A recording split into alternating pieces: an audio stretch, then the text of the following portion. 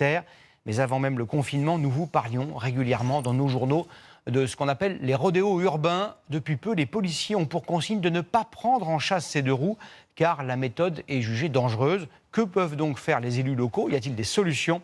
Regardez ce reportage tourné à Orléans par Benoît Cristal et Frédéric Petit.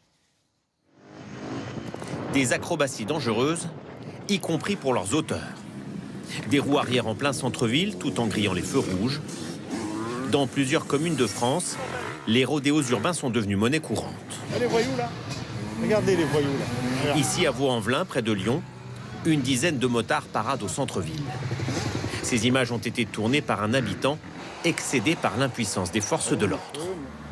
Ah, voilà, et là, vous voyez la police?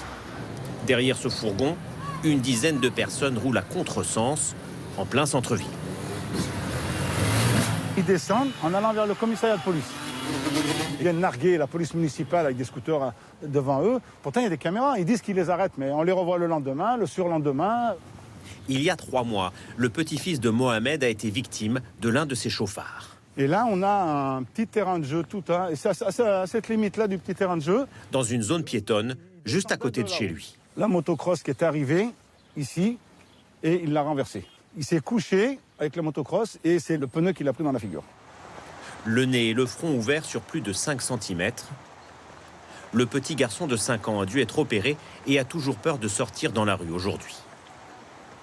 L'auteur, lui, a pris la fuite. Il aurait déjà été condamné 2 fois pour des faits similaires. Et a priori, il est toujours en cavale et il continue toujours. Hein. Ils sont tranquilles, mais en attendant, c'est nos petits-enfants qui ramassent. Depuis une loi votée il y a 3 ans, les peines sont pourtant alourdies pour les rodéos urbains. Jusqu'à 1 an d'emprisonnement et 15 000 € d'amende. Certaines villes ont trouvé la parade en s'attaquant beaucoup plus tôt au phénomène. Ici à Orléans, dès 2013, les rondes de la police ont été renforcées. Mais contre toute attente, ces motards ont pour ordre de ne pas poursuivre les récalcitrants. Les courses-poursuites seront à proscrire. Or, c'est contre-productif. Si c'est pour faire un PV à 60 € et puis avoir 8 jours d'émeute, ça ne sert à rien. Par contre, ce qui est important, c'est que le phénomène s'arrête. Selon la mairie, voici la solution. 250 caméras déployées au centre-ville pour repérer et identifier les auteurs de ces infractions. Exemple, dès notre arrivée ici, un jeune homme fait des roues arrière pour impressionner ses amis. Malgré l'intervention d'un adulte, il continue. La police réagit. L'opératrice va suivre la vidéo et il y a une équipe qui va intervenir. On s'y rend de suite. 5 minutes plus tard, 2 motards se présentent. Les jeunes écoperont d'un simple rappel à la loi. Lorsque les intéressés prennent la fuite, la police se dit capable de les identifier dans 80% des cas. On avait des rodéos partout.